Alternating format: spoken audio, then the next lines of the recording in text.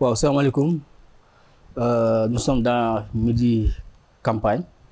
te rek ñu am gan bu mag di Cheikh Bitèye nekk le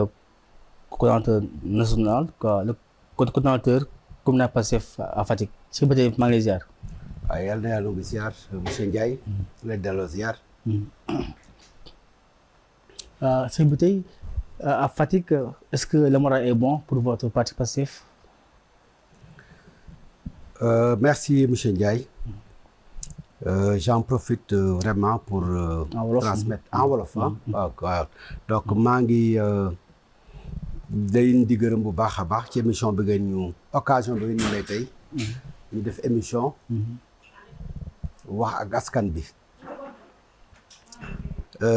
dans une bonne préparation avant campagne bi.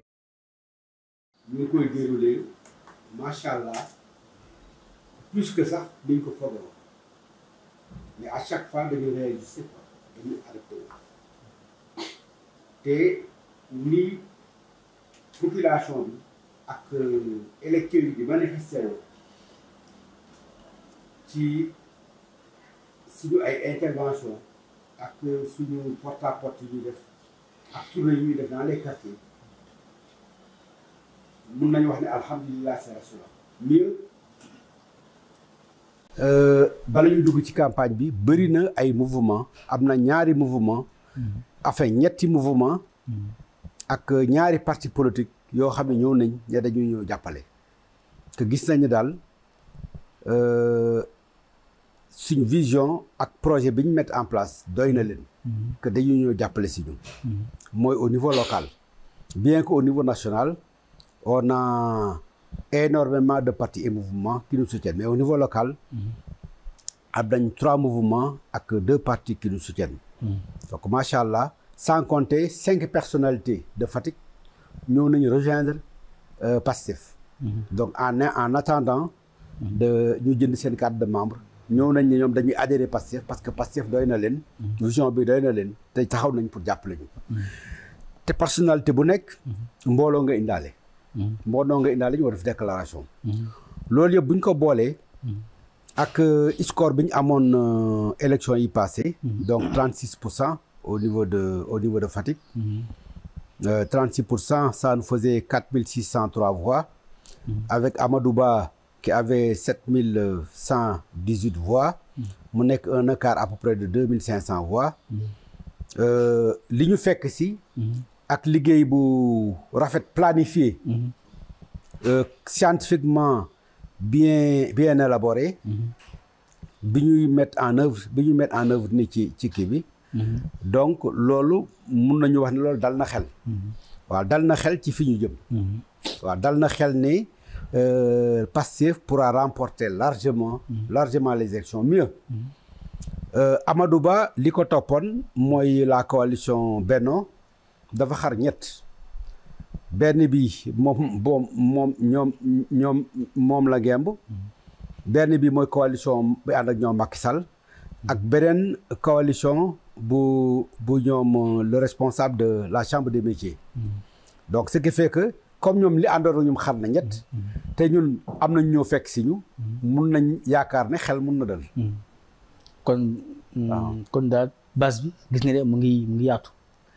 waaw non seulement ñun li ñu amoon dara jógewu ci ñoom li ñu amoon dara jóge na ci dafa fissuré wu xaar ñetti boor d'accord et même mieux li àndoon ak Amadou Ba sax ñi investiroon ñi waxoon dañu ànd ak Amadou Ba am nag ci benn personnalité bu ñu wax Dibakor defe naa bu beddeeku bu ber daaram ne moom joxeegul consigne de vote te yaakaar naa ne dinañu jox consigne de vote waaw parce que déglu naa ay waxam xam naa ne c'est un cadre très valeureux ñu ngi koy tàllal loxo bu dee épouser na suñu vision et je pense que dina ko épouser on ne promet rien du tout nag parce que Pastef moom nous préférons des militants et des sympathisants engagés pour la cause de la patrie qui n'attendent rien mais qui offrent tout, le don de soi. S'il vient en don de soi, on est partant pour aller avec lui. Déjà ñoom loolu fissuré na wu ñun dara jógewu ci ñun leen ñoo yokk ñi àndoon ak ñëw ay personnalité ñëw. donc mun nañ yaakaar ne en principe dañuy gagné incha allah. mais loolu noonu yëpp mun nañ ko waxee mun nañ ko wooye ay des séries de transhumance te yéen à l'époque déggoon nañ li saa yi doon Ousmane Sonko li lu wax ci transhumance tey ngeen nangu loolu est-ce que du andi benn doute au sein de xam nga suñ président Ousmane Sonko il est clair biñ jëlee pouvoir nee woon na nit ku nekk fi nga nekkoon toog fa nga liggéey maintenant est-il que nit ñi aussi ay sénégalais lañ kenn moomu leen ku nekk am nga sa bëgg-bëgg ak sa yëg-yëg ak sa xalaat mais biñ demee ba gis ne mbir mi fii la on ne peut pas empêcher ku bëgg a ñëw daf ñu soutenir bu ñëw mais le bureau politique avait suspendu la vente des cartes de membres donc ce qui fait que mënuñu am transhumance mënuñ ko wax parce que mënuñu am nouvel adhérent d'autant que dañ suspendre carte de membres yi mun nañ am nag ay des sympathisants ñoo xam ne ñi ils sont prêts à acheter des cartes de membres loolu jël nañ ci note il y a des personnalités qui nous ont rejoints ak seen mbooloo ne pare nañ pour dugg si mais loolu du transhumance transhumance mooy ñun ñu ñëw démarché nit ne ko kaay ma jox la lii nga nekkal ma fii loolu amul Pastef ñun ku ñëw da nga ñëw sa ngëm-ngëm ak bëgg réew mi ak sa don de soi bi nga xam moom nga fekk parti moom nga fekk militants yi di ko dundee mooy ñu jël suñ lépp jox ko suñ patrie jël suñ xalaat sa alal ak sa jot n'est-ce pas jagleel ko n'est-ce pas sa patrie liggéeyal sa réew te xaaroo ci dara ñi ñëw ñëpp ñoom noonu lañ ñëwee amuñ lu ñuy xaar dañ ñëw pour jàpp ci liggéey bi ñu jubbanti réew mi ñu développer réew mi parce que liy jot na loolu donc loolu defe naa waruñ ko mën a tuddee transhumance loolu ay nit ñu am ñu éclairé ñu am ay vision éclairée ñoo taxaw ñëw ne position bi ngeen jël boobu la adopté naa ko ñun ni ñu yëkk si xaalis di ci def ñoom dañ ñoonu lañ ñëwee indi seen xaalis di ci def ci campagne bi jàppale ñu ci campagne bi sans rien attendre xam nga bu ñu mettre en place nos comités scientifiques nos comités de réflexion de quartier le comité communal ñu ñëw bokk ci réflexion bi les comités de quartier ñëw dugg ci bokk ci réflexion bi parmi ces partis d'ailleurs mun nañ citer le pacte boo xam ne bi benn fils de Fatick moo créé parti récemment doon ànd ak Khalifa Sall xam ne nekkatul foofu et que léegi jot na vraiment ñu développe ñu bàyyi les oppositions de façade inutile ne day ñëw créer parti am ne kat gis na boppam ci Pastef ñëw jàppale ñu Aïda Mbodj aussi parti am ànd suxali suñu réew yàgg na ñu jàppale ñoo ànd nekkoon ci opposition di ci xeex boobu ba léegi aussi mu ne moom fi mu nekkoon fa la nekk fu ko raw sax waaw te yaakaar nañ ne sax xam naa ne ñoom war nañ mën a sax seey Pastef benn yoon parce que vraiment accompagnement bi yàgg na te ñoo bokk gis-gis bokk démarche yaakaar naa ne war na mun a seey biir Pastef mais ñooñu mosuñu toqi boobu ba léegi ñu ngi ànd ak ñun nous avons aussi d'autres mouvements yoo xam ni ñëw nañ jàppale ñu il y a également le parti Djengu aussi il y a même 3 partis Djengu le parti de Boubacar Camara qui avait au moins 300 voix ci élection présidentielle yi c'est pas négligeable 300 ou 400 voix dans ces environs c'est pas négligeable donc ñoom aussi ñëw nañ jàppale si ñu am nañ aussi le mouvement Ensemble c'est possible d'une personnalité qui est directeur d'école à Fatick Thierno Diallo ñoom aussi ñëw nañ jàppale si ñu nous avons aussi un autre mouvement le mouvement waaw donc Ensemble c'est possible waaw il y a And Nawlé de Dianté du professeur Dianté moom aussi dirigé par une personnalité Mamadou Ngom qui est bien établi à Ndiouar ku demoon Ndiouar barki démbu ci rassemblement biñ fa def nga xam ne on fait du chemin c'est-à-dire que ñu ngi vraiment élargi suñu base bon et mieux donc voilà donc pour dire que macha allah yaakaar mun na am te mënuñu wax ne transhumance dafa am quoi. kon à Fatick yéen def nañ la temps mais yéen da ngeen toog rek xalaat ñoom ñu ñëw. ñun amul kenn kuñ démarché ku ñëw yaa ñëwal sa coobare bopp yaa xool ba mu doy la. nga ne yéen seen jikko ak seen nekkin ak ni ngeen yore suñ seen parti yooyu doon na ma seen programme doy na ma Ousmane Sonko ak Diomaye génocide bi ñu def ci réew mi doy nañu. seen projet doy nañu. ñu ñëw ànd si amul kenn kuñ démarché. personne.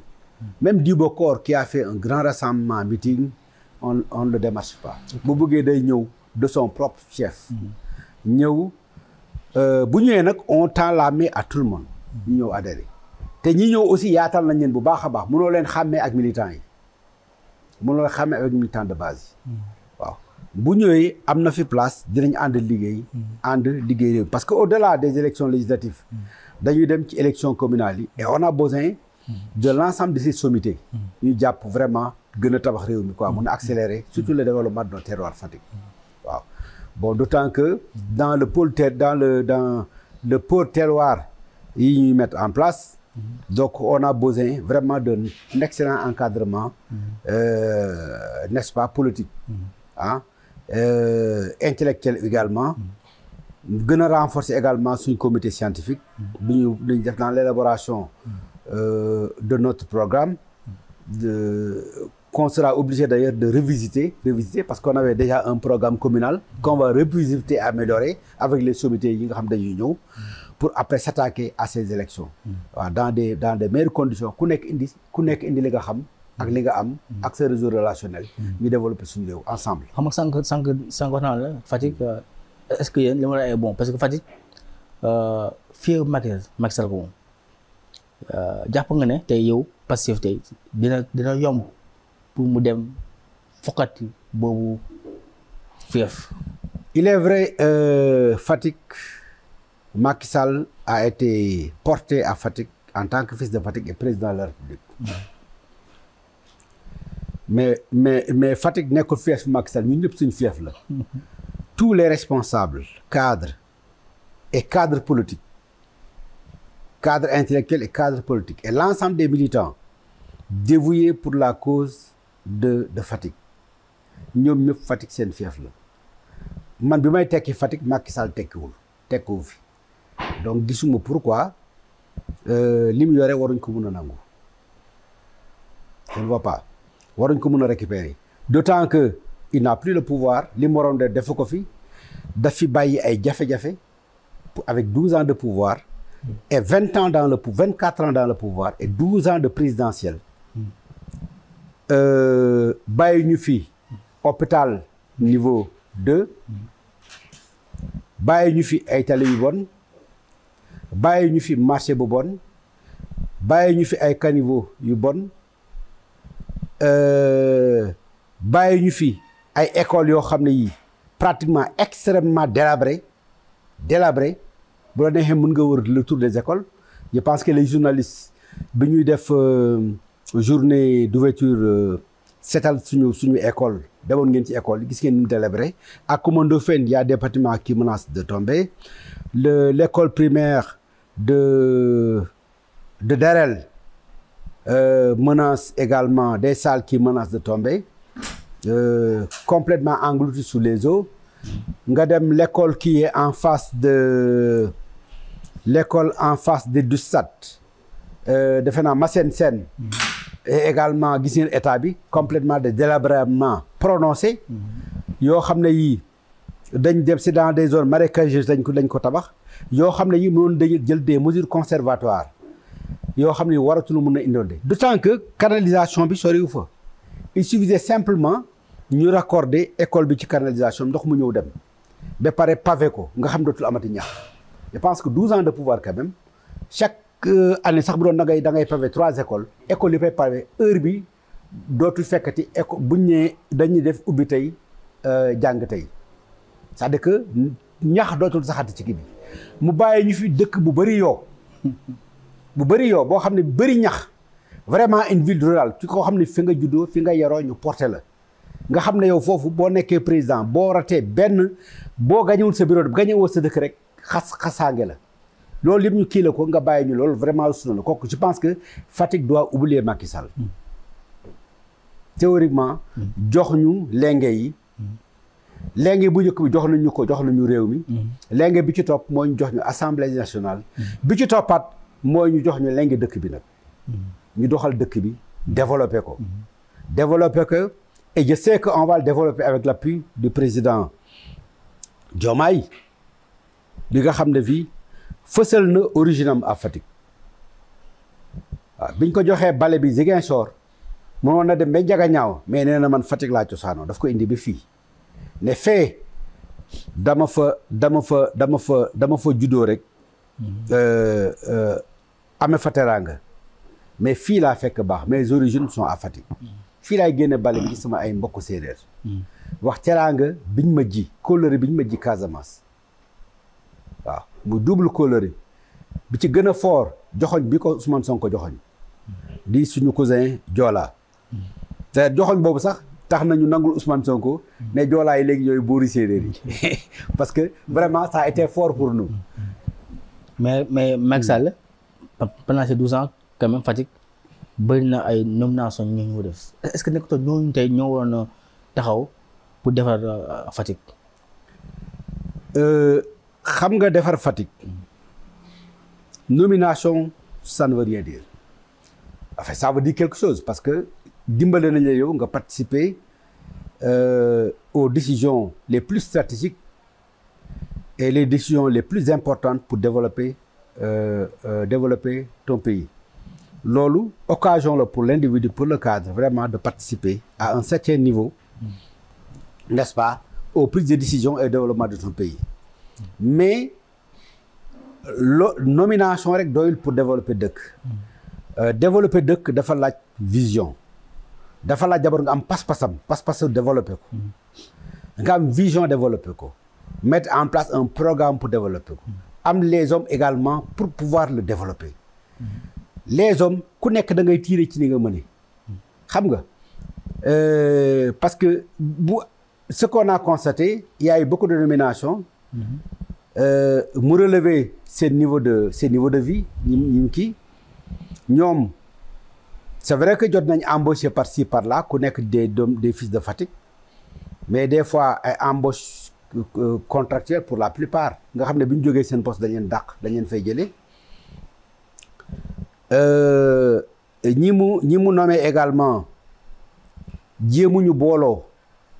pour jéem a réfléchir sur un programme cohérent durable mais également viable bu mu développer réew mi bu développer dëkk bi ñu taxaw ci nag ku nekk jouer un rôle moteur n'est-ce pas pour ça mais dañ fi nekkoon ku nekk di wane le leadership di kii dënn maa la ëpp militant maa si cela di jéem a tabax seen i kër ku nekk wan la maa la gën rafetle kër maa la gën rafetle oto ci loolu lañ gënoon a féetee que nekk ci bëgg-bëgg askan bi parce que benn ministre rek bu bëgg a développer dëkk bi même sans le président benn ministre rek bi bëgg a développer dëkk bi bu taxawee ci relation yi nga xam ne yi am na ko parce que président bi Fatick la dëkk ministère ba mu dem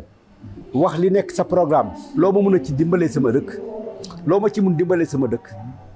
xam nga pour ñu yóbbu ko fa loolu rek bu ko benn ministre defoon rek déjà dinañ fi def lu bëri. moo tax moo tax ma ne la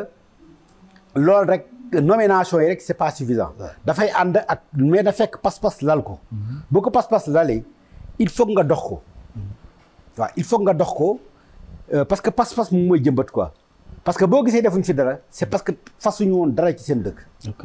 parce que boo fasul dara mu ngi mel ni puso booy ñaw rek. loo fasul boo tiiree rek day dem. moo tax biñ paree mbaf on a vu que defuñ fi dara. mais bu ànd ak pas-pas nga bënee yow ba nga ñëw da nga bëgg a développer. lii nga fi bëgg a def. bëgg nga industrialiser dëkk bi nga dox pour industrialiser ko day am. waaw bëgg nga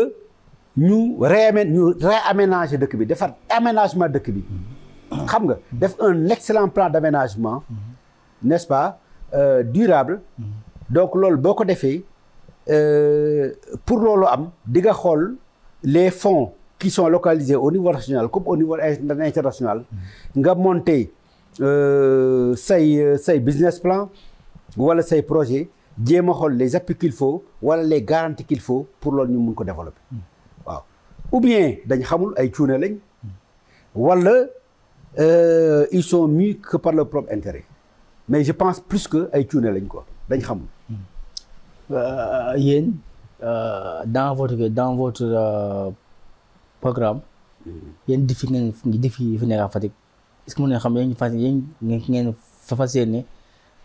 yëkkati mu ngi ko def ba ñu national. Bon dans le programme xam nga le programme de PASTEF il est global programme PASTEF moom dafa sukkandiku ci ay li ñu wax ay pôle territoire d'abord parce que dañu gis ne gis ne amul équité territoriale ñu ne comme amul équité territoriale pour ko mun a am te gox bu nekk da nga am ay koom yu fa nekk yoo xam ne war nañ ko développer wuñ ko te koom yooyu tubaab yi dañ koy jël rek di ko yóbbu bitim réew transformé indi ko ñu ne nañ defal ay pôle territorial nga xam ne doomi gox boobu ñoom kenn gën leen mun a jël en charge le développement de les terroirs ñi ko bëgg nga xam ne doomu gox boobu et surtout que nag des patriotes yoo xam ne dañu xeex pour jot réew mi ni xeexee pour jot parce que xam nañ dañu war a développer seen dëkk ñooñu ak parti yi nga ànd ak ñun gëm loolu ne loolu moom mooy yoon bi gëm pôle territoire yi ak mouvement yi ak personnalité yi ñu fekk si ñu ne léegi loolu bu kiyee dinañ toog léegi càmbar ci occasion bi ñu may bu ñu jëlee assemblée ñu modifier n'est-ce pas les textes réglementaires pour nous permettre de mettre en place ces pôles territoires tel que ni mu nekkee woon pôle Sine Saloum Casamance Kayor Jolo Bawol et cetera bu ñu ko mettre en place ñu dans notre pôle nga xam ne on a Fatick Kaffrine et Kaolack moo nekk l'ancien Sine Saloum donc les cadres politiques et administratifs les cadres de manière générale en tout cas ñi nga xam ne yi développé kii bi soxal na leen ñu dugg ci politique bi parce que boo defee politique aussi fu ñu décider mënoo fa nekk bon da ngay joxe sa xalaat rek ñu mun ko jot mais ñiy décider dinañ organiser pôle yi parce que après les projets de loi qui vont sortir dañu wax pôle yi nu ñu koy organiser et cetera bon est-ce que day nekk genre gouvernance bu bees wala day nekk kii et cetera yooyu dina ñëw ci kanam mais loolu bu ñu ko mettre en place ba pare dañu am benn politique économique compétitif commun yoo xam ne dañu xool li ñu war a mu développer ci gox ñëpp ci loolu nag d'ailleurs Pastef dekk kii na ko pour pôle Sine Saloum on mettra l'accent beaucoup plus sur l'agriculture et dans l'agriculture dégg nga ñuy wax les autoroutes de l'eau yi day jaar fi Sine Saloum fii lay jaar ni dem Mbour jàdd dem ay Louga et cetera nga xam ne ndox mi day jaar donc ce qui fait que dañuy développer bu baax a agriculture nga xam ne dañ mën a béy noor di béy nawet bu boobaa dans les programmes nag locaux yi ñu war a développer fii bu loolu amee nous allons réfléchir à mettre en place beaucoup de chambres frigorifiques yoo xam ne dox avec du solaire nga xam ne dañ mën a def conservation n'est-ce pas de l'ensemble de ces produits agricoles yi ñëw ba nga xam du yàqu dañ ko mën a utiliser à toute saison dinañ ko du di jël ci li ñu di lekk ay légumes yu frais di ko jël li ci des ñu exporter ko beneen bi ci des il y aura Sonko wax na ko bi mu fi jaaree on va mettre l'accent également sur des usines de transformation des produits céréaliers donc loolu on mettra en place donc dans ça dinañ développer d'ailleurs l'arachide la transformation de l'arachide je pense que dinañ dem à 26 produits de transformation de l'arachide loolu il est prévu déjà Sonacos la réouverture de Sonacos d'ailleurs ñu ngi koy réhabiliter dañ ko war a ubbi très prochainement gerte gi ñu daan jaay di ko jël di ko yóbbu Chine ren du am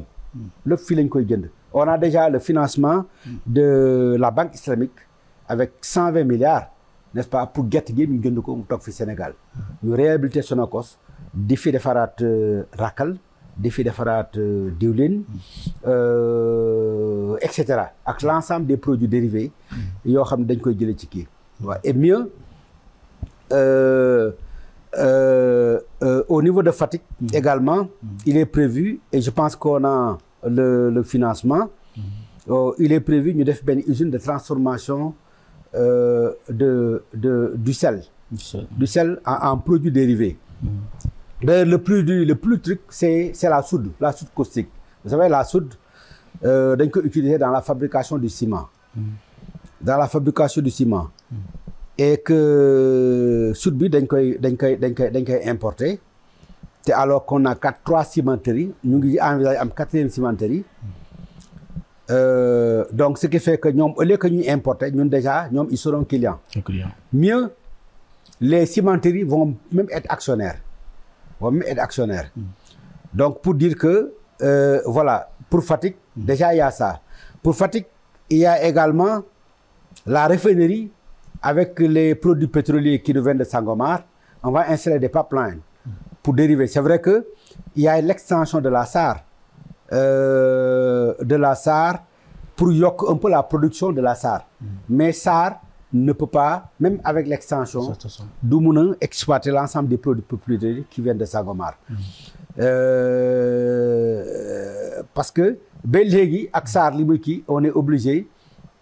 n'est-ce pas, d'importer du pétrole raffiné ci yeneen pays ñoo jaay fii. Parce que capacité de production c'est encore très faible. Ça ne couvre pas les besoins nationaux. Donc ce qui fait que foofu nañ ëpp yokk ak extension bi jusqu'à 40%. Actuellement SAR satisfait le marché jusqu'à 35%. Il va augmenter jusqu'à 40, je pense, et 45%. Mais les 55% de besoins, il faut ñu installer benn raffinerie fii à Foundiougne. À Foundiougne et côté Ndaxonga. Donc côté Ndaxonga, c'est pratiquement Fatick. Parce que c'est dans le département de Fatick. Alors ça, si on l'installe, ça permet de couvrir les besoins pétroliers. En truc, raffinerie. Et cette raffinerie-là va générer presque 400 emplois. Donc ça, c'est le nouveau métier. En tout cas, pour les jeunes de Fatick, c'est de faire des études, des études yoo xam ne orientées dans le domaine agricole et des études orientées dans les nouveaux métiers du pétrole. Yooyu, ça, c'est l'avenir, en tout cas, de la jeunesse fatickoise. D'accord. Alors, avec ça, je pense que forcément, 400 emplois, des milliers d'emplois sur l'agriculture. L'usine de sel qui va transformer en beaucoup de produits dérivés. Je pense que loolu, buñ ko amee, ça va générer énormément d'emplois. Voilà. Mieux, nous allons faire de Fatick. En tout cas, ça sera dans le programme communal. Nous allons raser le marché de Fatick. Raser carrément le marché de Fatick. Raser et le reconstruire. Raser et construire. Lii du marché. Macky Sall li ñu yéene du marché. Ça, c'est pas un marché. Nous, on veut un marché moderne qui se projette sur 50 ans. Nga xam ne boo fi ñëwee doo xàmmee marché bi ak marché France ak marché supermarché France États-Unis. Nous, c'est ce qu'on veut. C'est ce qu'on veut. Raser et reconstruire marché R+3. def fii ay chambre frigorifique qui va marcher avec du solaire. Nga xam ne tout kii de conservation bi c'est pratiquement négligeable. Xam nga jën yi ñuy kii dans les îles du Saloum bi ñu ñëw stocké ko fii. Dinañ mun jaay lekk ba pare bu ñu bëggee exporter. Léegi bi ñuy béy fii ñu conserver ko fii. Xam nga faire de Fatick benn carrefour touristique. Parce que Fatick mooy doon genre entre fi ngay jógee mën a dem dans les îles du Saloum. Île du Saloum, mais c'est des îles paradisiaques. Il faut que ñu mun ko jaay. Fatick, mais c'est paradisiaque. Il y a énormément de patrimoine culturel que nous allons vendre. Mais malheureusement ay cuune ñoo ko yore. Loolu buñ ci liggéeyee di ngeen xam ne ñun duñ ñoom. Fatick kese la wala c'est aussi am na aussi au niveau aussi national aussi. Au niveau national. Non, c'est pas Fatick. C'est xam nga un développement est toujours intégré. Fatick étant un carrefour, bien entendu, nous on travaille dans notre pôle territoire. Mënuñ ci mais même bu ñu liggéey suñu tuuti au niveau communal également il faut ñu am notre propre programme. Mais benn lam du tàccu. xam nga digg rek man noo jaaxal mooy Sonko. day digg rek Fatick wax na fi loolu. mais aussi est-ce que tey li ñuy wax noonu nga yaakaar ne ça facile parce que fu mu dem wax fa ay diggee ay mégapole ay yooyu doon. xam nga nous notre suñu kii suñu différence ak yeneen parti yi ci seen conception projet ñoom dañ ñëw rek ay diggé ñoo indi ñun bi ñu defee projet bi pare n'est-ce pas dañu réfléchir sur le financement c'est-à-dire que dans nos livrables proposition booy def da nga financement bi fii nga koy jëlee moi je suis le commissaire scientifique à l'énergie du MONCAP, du mouvement des cadres. Dans tous les projets qu'ils mettent en place, on a dit financement yi fonds yi lañ koy jëlee on a mis les fonds dédiés bu ñu jëlee pouvoir bi on appelle dañuy dem attaquer fonds yooyu avec notre programme am na ñoo xam sax xaaruñ leen fi mu nekk nii ministère boo dem il regorge de propositions spontanées ce qu'on appelle propositions spontanées on regorge de propositions spontanées ñun ñooy bañ sax ne non dañuy bloquer on est en train de faire les thèmes de ñii def nañ seen thème de référence yi ñii ils sont même allés jusqu'à établir leur appel d'offres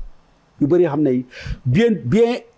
immédiatement après les élections législatives vous allez voir énormément d'appels d'offres internationaux dañ ko lancer n'est-ce pas pour la viabilité pour mettre en place pour kii mën a dérouler effectivement beaucoup de projets inchallah mais dëgg ba mu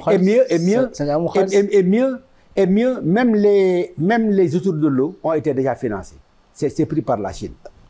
mais Sénégal amul xaalis léegi ñoo ko mën a kii. non Sénégal. amul xaalis léegi ñu ngi bëgg di kii. non attendez Sénégal am na xaalis. ne dis pas que Sénégal amul xaalis. daga naan saa ko wax non daga naan. yi ngeen ko wax de di ko amul xaalis. non attendez c'est-à-dire que xam nga ñun dañu fekk ñuy dérouler benn programme bu ñu hérité la bu gouvernement Macky Sall. seen budget bu ñu voté ba pare bu ñëwee budget bi ñu voté ba pare bu ñëwee fekk budget bi ñu engagé ko ñoom ne ko fuuf bien entendu il faut ñu uti xaalis feneen pour mun a fonctionner mais loolu def nañ ci diagnostic sous peu dina leer c'est-à-dire que mascarade yi ñu def dans chaque ministère dañ ko génne et je pense que commencé nañ ko ñuy suivre presse commencé nañ ko ba pare aussi diagnostic bi ñuy def pour mun a xam loolu problème yi nekk dans chaque ministère bien entendu beaucoup de chantiers ont été bloqués bu bloqué l'argent xam nga chantier yi ngay fay mooy permettre argent bi circuler ñëpp jot ci dëkk bi xaay bi ku nekk mun ci gis sa bopp maintenant loolu bu bloqué bu xaay bi circuler wul bien entendu nit ñi dañuy nekk dans des moments de petites difficultés ça c'est normal donc moo tax ñuy sentir un peu de crise parce que ce qu'on appelle et puis comme pouvoir bu nekk également bu amee bala ñuy mettre en place tout dañuy wax ce qu'on appelle la récession mooy ñi nga xam ñoo am koom bu pouvoir bu bees ñëwee wala mu am blocage de l'économie ñoom tam dañuy bloquer seen koom ba xam fan lañ jëm nga xam ne xaay bi sukkal dootul bëreeti moo tax ñu xaw a sentir un peu mais boo jógee ci lu naqari ci lu neex nga jëm d'accord et je pense que très peu bu ñu voté lee ñu génnee nga xam ne dañ mun a dérouler suñu politique suñu programme tel que niñ ko tëralee ak suñu ay financement ñu voté ko ni nii la parce que lu peuple bi voté wul lu député yi voté wul mais mënuñ ko dérouler donc 2025 inchallah soreetul mais même d'ici 2025 également on est accompagné par pas mal de partenaires n'est-ce pas financiers qui sont là et qui nous appuient et qui nous ont appuyé kenn sentirul musul am rupture de salaire ñu ngi fay normalement mieux on a même payé pris énormément d'engagement yoo xam ne yi gouvernement bi ci passé par exemple pour l'engrais on a acheté plus d'engrais que ñoom temps ñu fi nekkee xam nga ku la defal effort boobu nga xam ne ndékki rek la ñuy joxagum tuuti ñoom demal ci village yi nga laaj leen par 5 sacs la ñu joxe man cultivateur la damay béy dama mus a béy je n'ai jamais arrêté de cultiver damay béy j'ai des champs au village ak sama kii damay béy sama verger xam nga donc prix kii non seulement c'est subventionné subvention bi gën na wàcc mais gën na bëri paysans yi dañu am engrais ba mu des loolu mus fi am jiw bi ñu am jiw ba doyal bu ma wax ne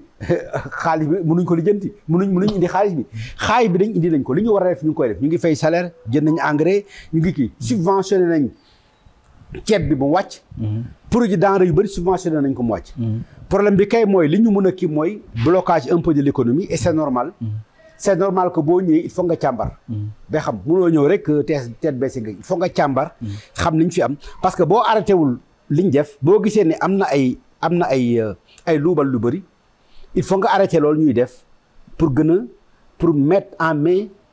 pour mën a jël en charge. n'est-ce pas ces projets là. soo ko continuer. la prise en charge de ces projets nag moo waral un peu les difficultés sur l'économie. je pense que c'est clair. waaw pour jeexal. Amadou Ba ñëw na Fatick. def fa une déclaration de taille. wax na si. Amadou Ba ñëw na Fatick def na déclaration de taille wax ne nañ fixer le prix de l'arachide sànq tamit wax nga fi ne.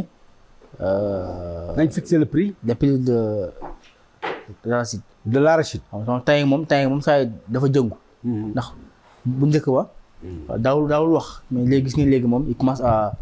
commence di jëngu. wax na aussi Fatick aussi dafay il compte récupérer aussi les fiefs de Macky Sall. loolu yëpp noonu quelle est votre appréciation par rapport à ces déclarations. bon xam nga déclaration politicienne moom wax yomb na. mais jëf moo gën jëfee. xam nga damay récupérer li fi def yow déjà fief bi ngay récupérer ki nga àndaloon ki la taboon premier ministre def la tête de liste àndatul ak yow dafa ber daara yi ça veut weddi na la yow bu la weddee rek déjà yow perte nga déjà une bonne partie ñu àndoon ak yow muy benn ci biir ñi nga àndal yow ne kat dañ lay jàppale mu am ci benn kilifa personnalité di Bokor bu beddee ko ber daaram nga def fi meeting mu ñëw yàq sa meeting bi kiiwul kooku xam nga yow nooy récupérer beneen bi mooy mu ànd beneen pàcc bu àndoon ak Macky bu àndoon ak ci élection présidentielle yi àndoon ak Amadou Ba ci élection présidentielle yi muy le président de la chambre de métier Issa Dieye moom tam bu ber daaram man gisatuma lan moo fa nekk mu bëri aussi ay banqaas kilifa yu fa nekkoon ci ñoom ñëw ci ñun donc defe naa ne boo moytul dinañ ko yëkkati ba ci suuf tëral ko laal ko ci suuf waaw incha allah donc loolu ay déclaration la maintenant par rapport au prix de l'arachide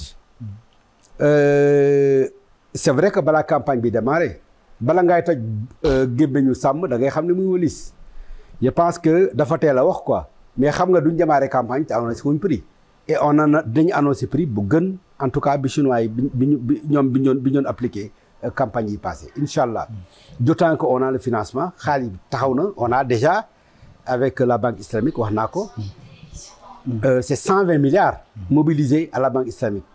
donc pour acheter l'arachide amul problème arachide bi dañ koy réhabiliter nañ Sonacos n'est-ce pas pour transformer ko sur place il n'est plus question li suñu waa réew war a liggéey comme suñu ay ressources ñu koy transporter ailleurs loolu c'est la politique de souveraineté incha allah. bisu ba tey amoon nañu mbégte. nga ñëw fii si midi campagne. votre dernier mot rek xam naa ñu yëkkati rek beneen incha allah. bon sama dernier mot c'est d'abord de remercier très sérieusement l'engagement de l'ensemble des patriotes de Fatick, dont les militants de Fatick, les sympathisants et les personnalités qui nous ont rejoints dans ce combat. Donc ñoo xam ne gëm nañ cette cause commune de développer le pays et développer la ville. ku ci nekk da ngay ñëw dem ba jeex très sérieusement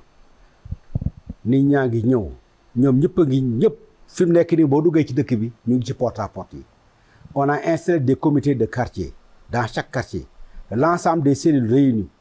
les responsables politiques qui nous ont rejoints et les mouvements et les partis ku nekk say éléments dañ ñu ngi ci comité électoral xàmmewuñ militant Pastef ak militant keneen ñëpp a ànd ñu def bloc dugg ci quartier yi di def porte à porte. mais chaque jour dañuy dem ci benn quartier n'est-ce pas def fa benn rencontre boo xam ne dañuy communiquer avec l'ensemble des populations sur le projet. bu wax bàyyi waa quartier bi wax ñu ñëw jël répondre buñ déggee feedback bi c'est-à-dire que ci liñ jot a jaar kàddu yi ñu fay yëkkati ak tontu yi ñu fay kàddu yi ñu fay dégg dafa dal xel dal na xel ni Macky bale bi yóbbaale na ko ak ñi mu àndal yëpp dañ leen di bale ba mu set dindi fii vraiment ñu bëggul seen réew ñoom yore ko voilà waxuñ na ne defu fi dara Fatick mais li mu fi def xeet nañ ko lool kenn nawu ko waaw kenn nawul kenn mënta nawloo nga yore 12 ans de pouvoir dëkk boo dëkk ñu lay fal musoo fi perte nga bàyyi fi ay tali yu bon bàyyi fi ay